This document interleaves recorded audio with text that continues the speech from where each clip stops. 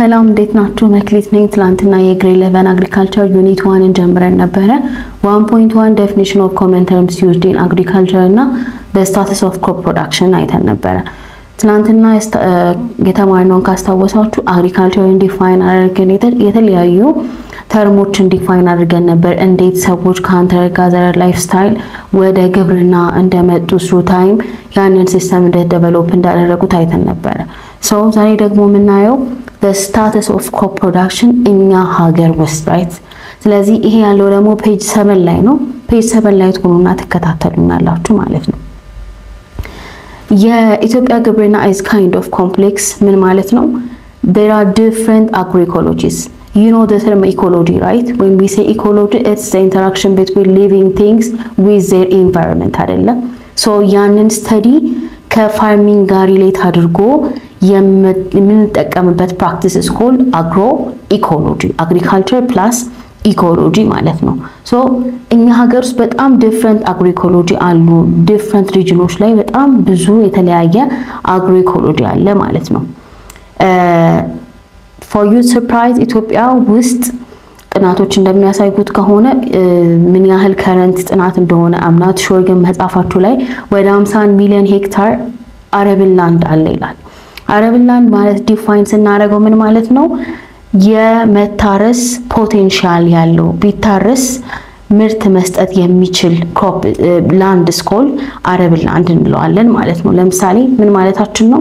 መሬቱ ፈርታይል ነው። መሬቱ ቢታረስበት ምርት ለማምጣት ብንፈልግ ምርት የሚሰጠን አይነት ነው፣ ግን ጥቅም ላይ ያልዋለ መሬት ማለት ነው አረብል ላንድ ማለት። ከዚህ አረብል ላንድ ውስጥ only 20% ነው ከልቲቬት የሚደረገው። እሱንም በጣም በስሞል ሆልደር ፋርመርስ ነው። በጣም ይሄ ለራሳቸው ብቻ ከልቲቬት የሚያደርጉት ትላንትና ይሄ ሰብሲስተንስ ፋርሚንግ ብለን ዲፋይን ያደረግነው ማለት ነው። ይሰራሉ፣ ከልቲቬት ያደርጋሉ፣ ግን it's just only for the family surplus ሆኖ ለገበያ የሚወጣ ነገር የላቸው ማለት ነው። ስለዚህ እንደነሱ አይነት ፋርመሮች ናቸው እሱንም 20%ን ከልቲቬት የሚያደርጉት ሞስትሊ ማለት ነው። 5 ሜጀር ክሮፖች approximately የዚህን 20% 75% ከቨር ያደርጉታል። አይገርም? እነዛ ክሮፖች እነማን መሰሏችሁ? ጤፍ፣ you know ጤፍ right፣ ስንዴ which is wheat፣ maize፣ sorghum and barley። እነዚህ 5 ክሮፖች ወደ 75% የሚሆነውን ምርት ከቨር የሚያደርጉ ናቸው ማለት ነው። እነዚህ ግሪን ክሮፖች ወደ 64% የሚሆነውን ካሎሪ ኮንሱም የሚደረገውን ካሎሪ ከቨር የሚደረገው በእነዚህ 5 ግሪን ክሮፖች ነው። ሜጀር ክሮፖች ናቸው በነገራችን ላይ። ምናልባት ከዚህ በኋላም ተደጋጋሚ ምን ሰማው ይሆናል ሲሪያል ክሮፕ። ሲሪያል ክሮፕ ማለት ልክ እንደ ግራስ እንደ ሳር አይነት ኔቸር ያላቸው ናቸው። ከልቲቬት ምናረጋቸው for the purpose of their grain ነው። ግሬናቸው የሚበላ ስለሆነ ልክ እንደነ ጤፍ ማለት ነው። ግሬናቸው ፍሬያቸው የሚበላ ስለሆነ ከልቲቬት እናረጋቸዋለን። እንደዚህ አይነት ክሮፖች they are called cereal crops ይባላሉ ማለት ነው። ቴብል አሉ ከታች ፔጅ 8 ላይ በደንብ የይልድ እና የኤሪያ ከቨሬጅ የምርት ኤሪያ ከቨሬጅ አግሪካልቸር ኤሪያ ከቨሬጅ ምን ያህል እየጨመረ እንደሄደ ከዛ ደግሞ ፕሮዳክሽኑ ፐር ሄክታር ምን ያህል እንደነበረ የሚያሳይ ስታተሱን የሚያሳይ ቴብል አለ ፔጅ 8 ላይ። እሱን ቴብል እያያችሁ አሁን ፔጅ 8 ላይ ያንን ቴብል እያያችሁ ነው የምትከታተሉኝ። እሱ ፔጅ ላይ በጣም ሰርፕራይዚንግሊ የከልቲቬት የሚሆነው ኤሪያ መጠን እየጨመረ ነው የሚሄደው። አያችሁት? ከ1961 ይጀምራል አይደለ? መጨረሻ ያለን ዳታ 2019 ነው የቴብሉ መጨረሻ። 1961 ላይ it was 6.23 ሚሊዮን ሄክታር መሬት የታረሰ ማለት ነው። ግን ደግሞ ወደ 2019 ስትመጡ it's about 10.5 ሚሊዮን ሄክታር which is almost double አይደለ? ግን ወደ yield in ton per hectare ጋር ስትመጡ ያለው ችግር ምንድነው? ብዙ ለውጥ አያሳይም ማለት ይሄ ለምሳሌ 1961 ላይ 0.73 ነበር አይደለ? አያችሁት? ሁለተኛው ሮ ማለት ነው yield in ton per hectare። ከዛ ግን 2019 ጋር ስትመጡ 1.57 ነው ማለት መሬቱ የጨመረውን ያህል በጣም ትልቅ ለውጥ አላመጣም። ይሄ ትልቅ ለውጥ ያለ ማምጣቱ ትልቁ ምክንያት እንደ ትልቅ ምክንያት የሚጠቀሰው ምንድነው? ዩዝ ኦፍ አግሪካልቸራል ኢንፑትስ ለምሳሌ እንደ ፈርቲላይዘር ዲዚዝ ለመከላከል ኢንሴክቲሳይዶች የመሳሰሉትን የመጠቀም ሾርቴጅ አለ በጣም through time የኤሪያ ከቨሬጁ እየበለጠ ቢመጣም ግን ደግሞ ፕሮዳክቲቪቲ per unit ኤሪያ መጨመር ሲኖርበት በጣም የዛን ያህል ትልቅ ለውጥ አያሳይም። ይሄ ደግሞ it's because of በጣም የነበረ recurrent drought እና climate change ነው። climate change as you all know through time በጣም ጥያቄ የሆነ በጣም አሳሳቢ ደረጃ ላይ ደረሰበት ሁኔታ ነው ያለነው አይደለ? ሶ በዚህ climate change እና በተደጋጋሚ በሚከሰት ረሃብ ምክንያት የሚጠበቅበትን ያህል ኤሪያው ሊሰጥ የሚችለውን ያህል ምርት አልሰጠም ዳታው እንደሚያሳየን ከሆነ ማለት ነው። ለዚህ ይሄ ደግሞ በጣም ከኢንተርናሽናል ስታንዳርዱ ጋር ኮምፔር ስታረጉት በጣም ሎው ነው የሚሆነው።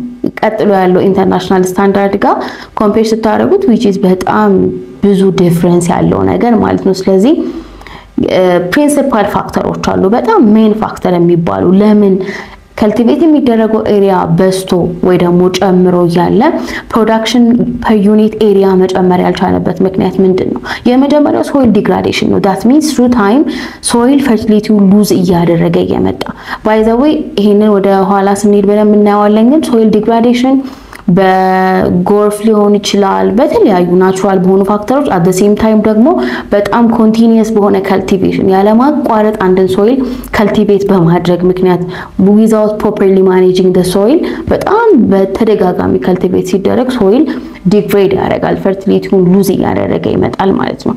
ሌላኛው ትራዲሽናል ፋርሚንግ ሲስተም ነው especially without ቴክኖሎጂ ወይ ደግሞ በጣም ሊትል ቴክኖሎጂ ስቲል የምንጠቀመው ትራዲሽናል የሆኑ የፋርሚንግ ሲስተሞች አሉ።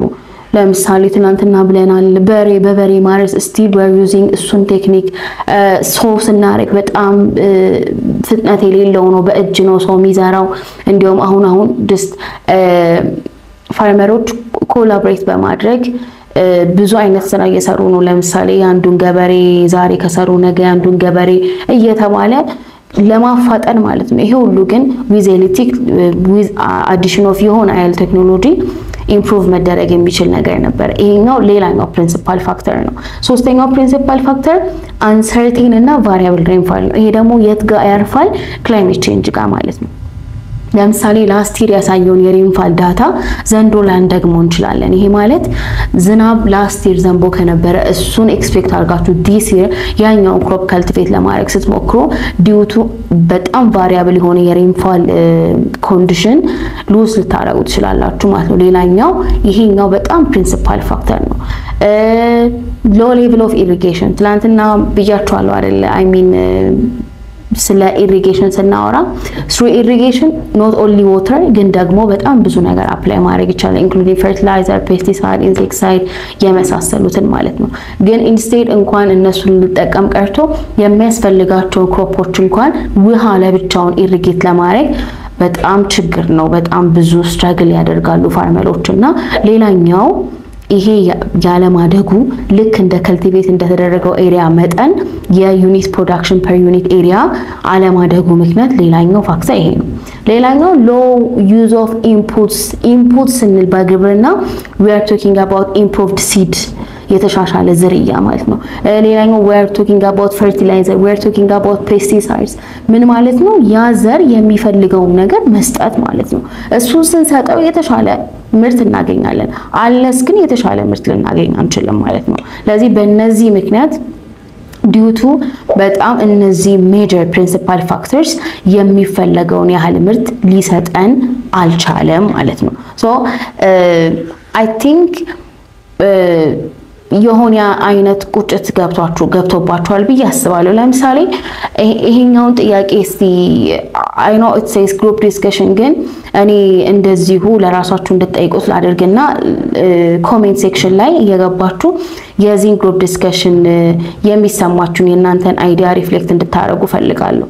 ለምሳሌ it says Ethiopian agriculture is often characterized by low level of crop yields or low productivity in general, right? So make a group of 3 or 5 ምናምን ይላችኋል ግን let it be individual ለዚህ ለኛ purpose ማለት ነው።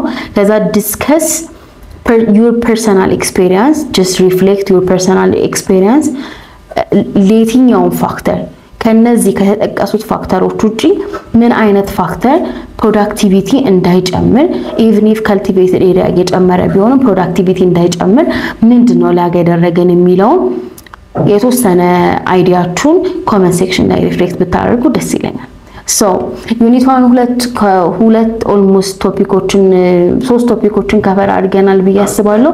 ከዚህ በኋላ መቀጥለው ክላሲፊኬሽን ኦፍ ክሮፕ ፕላንትስ ነው።